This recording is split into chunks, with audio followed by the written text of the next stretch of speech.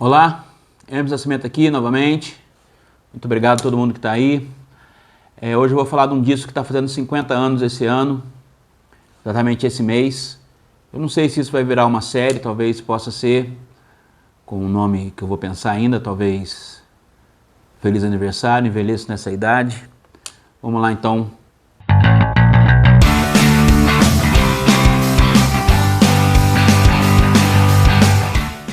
O disco que eu escolhi falar é um disco que eu já conheço há muitos anos, né? É um disco, como eu falei no começo, um disco que está fazendo 50 anos agora, em 2025, exatamente agora em março de 2025.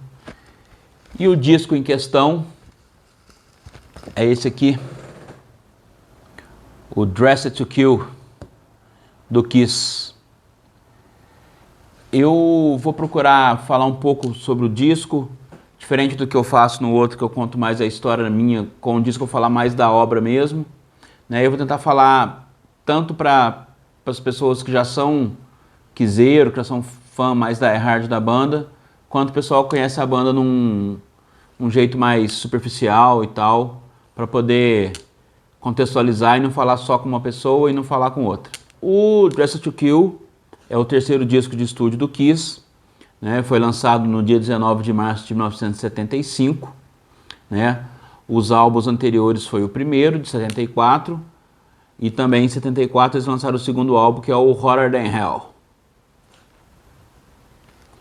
A formação do Kiss que participa desse disco aqui é a formação original, né? A formação chamada formação clássica, que é o Peter Criss na bateria, o Ace Frehley na guitarra, o Paul Stanley na guitarra e no vocal, e o Gene Simmons no baixo e no vocal. Eu vou tentar falar um pouco do como é que estava o esquema da banda na época.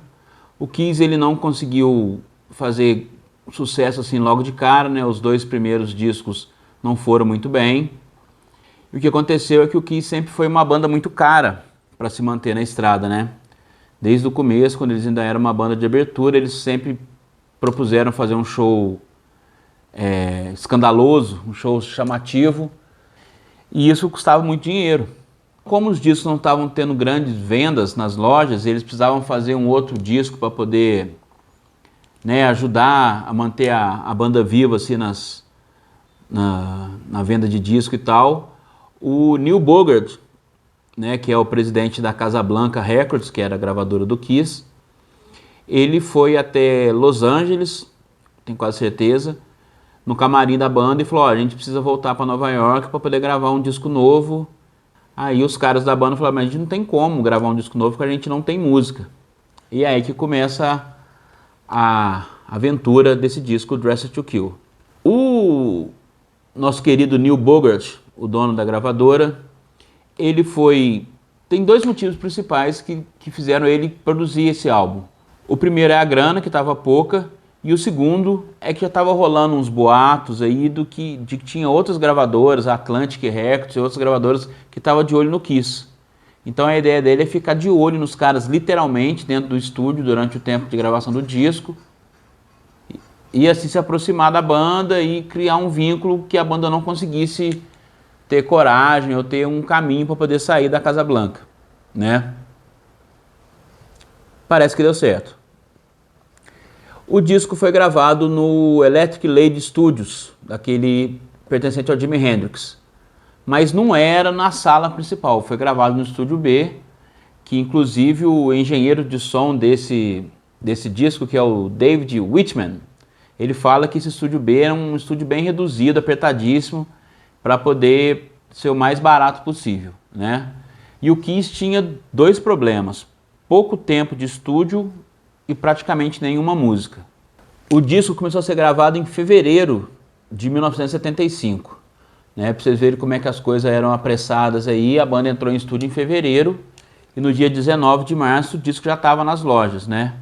O Dressed to Kill é o menor disco do Kiss, o disco com a menor duração do Kiss, é o disco que tem cerca de meia hora, 15 minutos de cada lado, 10 faixas, 5 de cada lado, né? O que não precisa ser um grande matemático para saber que cada música tem em média 3 minutinhos apenas. Um artifício que eles fizeram para ganhar tempo no disco era deixar os espaços entre as faixas maior do que normalmente é. Em vinil, principalmente, você vai ver que acaba uma música, tem um espaço um pouquinho maior do que geralmente tem para começar a faixa seguinte. Outro artifício que eles usaram foi mentir o tamanho de cada faixa na contracapa, né? Um exemplo aqui, a faixa Two Timer, ela é marcada lá com 2,59, mas na verdade ela tem 2,48. Voltando a falar aí da produção, né, do Neil Bogart,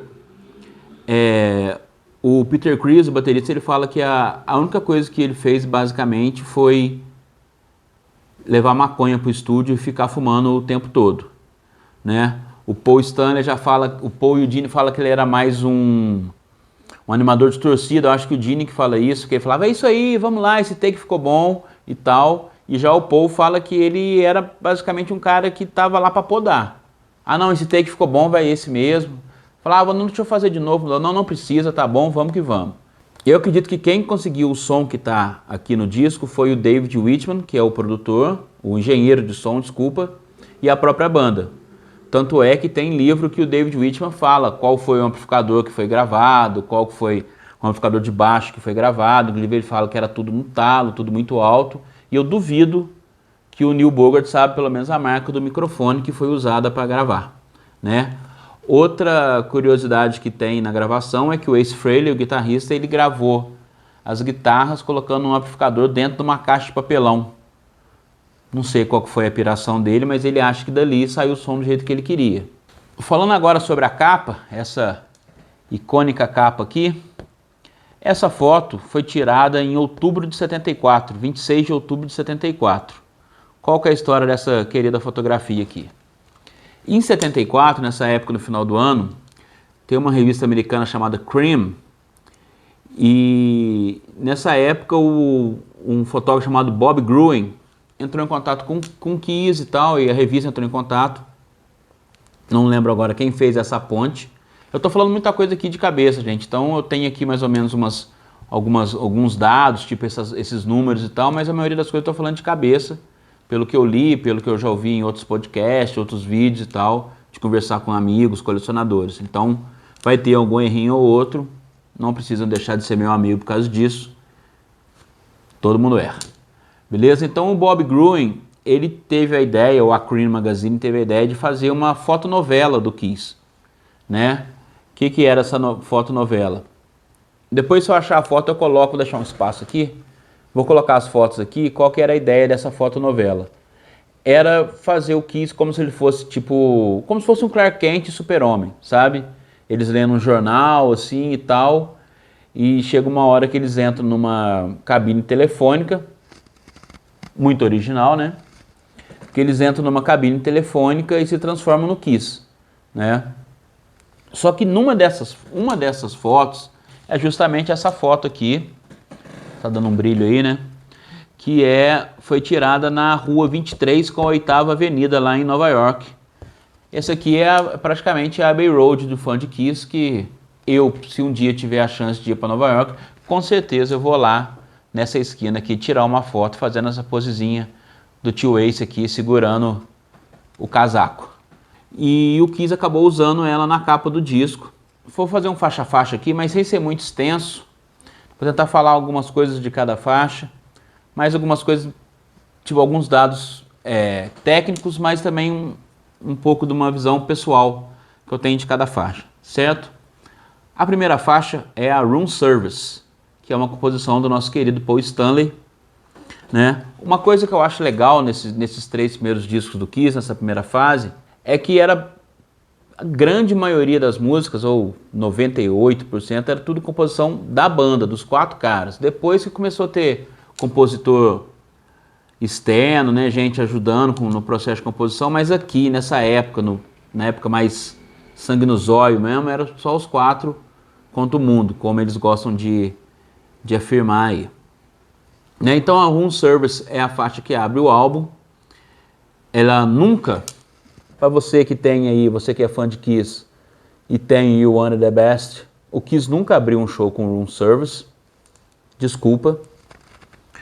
E ela tem um riff muito legal, assim, um rockão bem direto, uma música que eu acho muito boa para abrir o disco. E uma coisa que eu acho legal dela é a parte do solo e a base do próprio solo, né? A base e os solos foram muito bem feitos. É uma coisa simples, mas assim, tem um bom gosto e uma criatividade. Eu acho que esse disco inteiro ele é simples, mas muito bem resolvido. A próxima faixa, a faixa 2, é a Two Timer. Os caras inteligentes, né? Coloca a faixa 2 chamada Two Timer.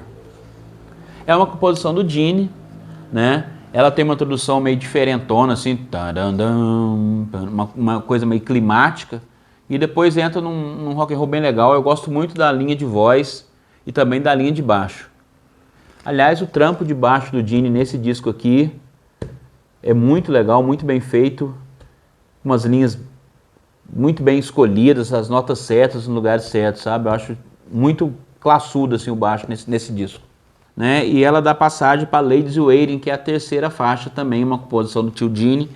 Eu acho que a 2 e a 3 elas têm uma conexão mais forte, ainda funciona muito bem uma depois da outra. Essa música, o Gene conta que fez ela, como o tempo era corrido, né? Dizem que o disco foi gravado em 10 dias. O Gene fala que fez essa música de tarde e a banda gravou à noite. Além do baixo, o Gene também toca a guitarra nessa música. A quarta faixa é a Getaway, que é uma composição do Ace Frehley, e assim como aconteceu no disco anterior, que o Peter Criss cantou a Strange Ways, essa aqui é uma faixa do Ace cantada pelo Peter, o batera. Segundo algumas fontes, não são todas, dizem que o Ace gravou todas as guitarras e o baixo nessa música. É uma música praticamente gravada por duas pessoas, né? Que o Ace fez o Peter. O Ace fez o Peter. O Peter fez a bateria e a voz, e o Ace fez as guitarras e o baixo. E o final, uma curiosidade dessa música é que o final dela é o que eles usaram depois na Rock and Roll All Night, ao vivo. A quinta faixa é a Rock Bottom. A Rock Bottom, o que ela era? É uma junção de duas músicas, né? E também mais uma coisa que demonstra a pressa que os caras estavam, que o que rolou? O Paul tinha uma música e o Ace tinha uma introdução. Eles pegaram, juntaram tudo e fizeram uma música só, que é a Rock Bottom. Só que como o esquema ali era ganhar tempo, né? Tentar encher o disco, a música tem 3 minutos e 55, só que 2 minutos é quase só de introdução. Uma coisa que eu acho legal aqui, falando como um baterista, é que no último refrão o Peter deixa um bumbo direto, assim, que dá um pique a mais por ser o último refrão da música. Ele deixa o bumbo direto e dá um gás a mais, assim, que eu acho bem interessante. Virando o disco, a próxima música, a faixa 1, é a Come On and Love Me, uma música do Paul Stanley, que ele, toda vez que eu vejo ele falar dessa música, toda vez que eu vi ele falar ali a respeito dele falar dessa música, ele sempre fala muito bem, que ela é uma das favoritas que ele já fez. Ele até cita que, por mais que você cresça como compositor, tem certas coisas que quando você faz na ingenuidade, no começo da carreira, você nunca mais vai conseguir repetir. E ele cita essa faixa como esse exemplo. O legal dessa música, o interessante, é que tem um solo na introdução, e esse solo não é feito pelo Ace, como sempre, é feito pelo Paul. Ele mesmo fez o solo da introdução. E outra coisa bem bacana que tem é o groove de baixo e batera no refrão dessa música, eu acho bem legal. Também, como curiosidade, ela foi regravada pelo Skid Row, naquele EP de covers, né, o B-Sides, que é também uma versão bem bacana. A faixa número 7 é a Anything for My Baby. Ela também é uma música composta pelo Paul Stanley. Uma coisa que tem de interessante nessa faixa, também como na faixa anterior, é que tem um violão. E o Paul diz que essa ideia veio até ele através de uma música do Beckman Turner Overdrive, né, o BTO, né, que eles tinham esse hábito de fazer essa junção nas músicas dele, e o Paul achou que ia funcionar bem, e realmente funcionou mesmo. Essa também é outra faixa que eu tenho que destacar o trampo de baixo e de batera, que é muito bem feito, tal, simples, eficiente, legal. A oitava faixa é uma faixa que já existia, uma composição mais antiga, que é a She, que ela é uma música do Wicked Lester. O que é o Wicked Lester? O Wicked Lester é a banda que o Gene e o Paul tinham antes do Kiss, né? E quando surgiu toda essa correria de fazer um disco rapidão, o Gene falou assim, ó, tem duas músicas, a gente tem duas músicas que eu acho que vão se encaixar na sonoridade e tal. E a primeira delas que aparece no álbum é a She, que inclusive é a faixa mais longa do disco. É a única faixa que tem mais de 4 minutos. E ela é uma composição do Gene com um cara chamado Stephen Coronel. Esse cara é conhecido pela história do Kiss, que ele foi o cara que apresentou o Gene e o Paul. E ele voltou a ficar falado há um tempo atrás, principalmente entre os fãs de Kiss, que ele foi preso, acho que em 2014 ou 2016, não lembro agora, por pornografia infantil. O guitarrista do Pearl Jam falou uma vez que o solo da música Alive foi inspirada no solo da She, do Kiss, né? Que ele sempre se declarou um grande fã do Ace Frehley, até depois ele chegou a participar de um disco do Ace Frehley, um disco de covers, mas isso aí é outra história. Só que o que ele não sabe é que o próprio Ace falou que esse solo da She também é um solo que ele foi roubado, né? Ladrão roubando ladrão aí. Esse solo foi inspirado, o solo original da She foi inspirado no solo da música 5-1 do The Doors. O legal dessa música também, o que eu destaco, a curiosidade, é que ela foi gravada pelo Anthrax, né? Outra grande banda aí que eu gosto bastante, naquele disco Kiss My Ass, né? O tributo. A penúltima faixa é uma música que eu gosto muito, pra mim é uma das pérolas aí escondidas na discografia do Kiss, que é Love Her How I Can. Ela também era uma faixa que era do Wicked Lester, é uma composição do Paul Stanley, né? E falando, conforme eu disse na faixa anterior, o negócio de ladrão que rouba ladrão. Aqui o Paul já falou que a introdução dessa música ela foi inspirada na introdução de uma música que eu não me lembro o nome, mas que é de uma banda chamada Nazz, N-A-Z-Z, né? E esse cara do Nazz, o Todd Rundgren, ele falou que essa música ele inspirou em uma música do The Who, né? Então foi puxando de novo o fio.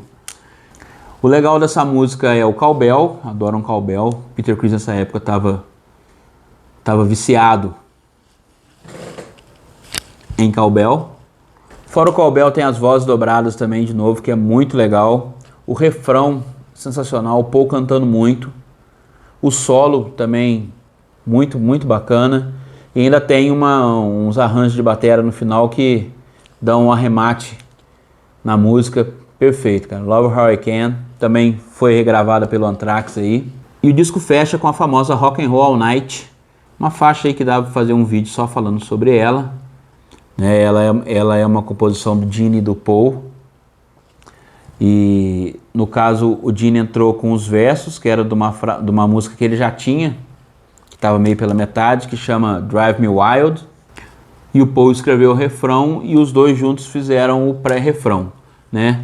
Diz aí algumas fontes que o Neil Bogart falou para eles que eles precisavam de um hino, que eles precisavam de uma música que representasse o que era a banda, e eles acabaram chegando em Rock and Roll All Night, que foi muito bem, atingiu muito bem esse objetivo, né? Deixa eu só fazer um parênteses aqui. A gravação mais famosa de Rock and Roll All Night, ela tá no Alive, que é o primeiro disco ao vivo do Kiss, que saiu também no ano de 75, né?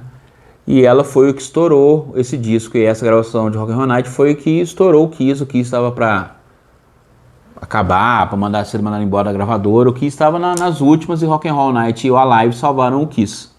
E essa gravação aqui do estúdio, ela começou a ser conhecida depois que essa ao vivo estourou, né?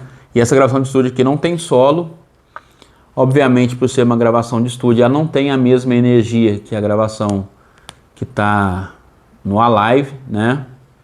E ela tem uma curiosidade que no refrão o Neil Bogart queria uma galera cantando mesmo, como se fosse um hino, o pessoal num show assim, né? Tanto é que deve ser por isso que ela funcionou tão bem ao vivo depois, né? Então lá participa a mulher do Peter Criss na época, a Lydia Criss, os Rhodes também da banda. Acho que se passasse alguém lá, o cara falou, entra aí e canta, né? Inclusive tem um Rhodes que conta que quando eles estavam gravando as músicas, eles usavam tudo umas jaquetas de couro, e eles ficavam subindo e descendo o zíper para poder fazer como se fosse uma percussão, assim, dá até para ouvir.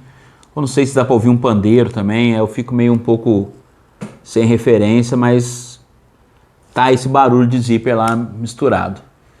E uma outra coisa sobre Rock and Roll Night é a gente, como eu tinha falado, a gente que é fã de Kiss fala, pô, vai tocar Rock and Roll Night e tal. Mas eu falar uma experiência minha, quando eu fui ver o Kiss pela primeira vez, já em 2009, né? Quando tocou Rock and Roll Night, né, talvez por ter sido a primeira vez que eu vi ela ao vivo, foi bem impactante, bem emocionante. E eu tenho uma visão, óbvio, pessoal, sou eu que tenho, é uma visão pessoal, que Rock and Roll Night funciona muito melhor com a banda mascarada. Eu acho que nos anos 80 ela não funcionava tão bem, que eu acho que ela funciona com explosão, com papel picado, com fogo de artifício, com guitarra quebrada. Então eu acho que Rock and Roll Night é a cara do Kiss mascarado. Eu acho que sem máscara é legal, nunca vou dizer que é ruim, mas não consegue atingir o mesmo nível que com a banda tocando com máscara e tal. E uma outra visão que eu tenho sobre a música é que eu toco essa música na banda que eu faço parte. E cara, não tem jeito, velho. Você toca ela no final do show, é a música que a galera pira, que ainda tem um fôlego sobrando, acaba gastando nela. Vou falar rapidinho aqui sobre essa versão que eu tenho. Essa é uma versão lançada pela Som, Indústria e Comércio aqui no Brasil. O Dress to Kill foi um disco que teve bastante tiragem aqui no país. Pelo que eu dei uma olhada rapidamente, eu acho que tem entre 7 ou 8 prensagens. Essa aqui não é de 75, a de 75 tem aquele selo, o Smoke Man, né, o selo azul. Essa que eu tenho aqui foi do meu amigo Wagner Nascimento, famoso Ace. E ela aqui já é com o selo da Casablanca Records and Filmworks, né, o selo dos camelinhos, né?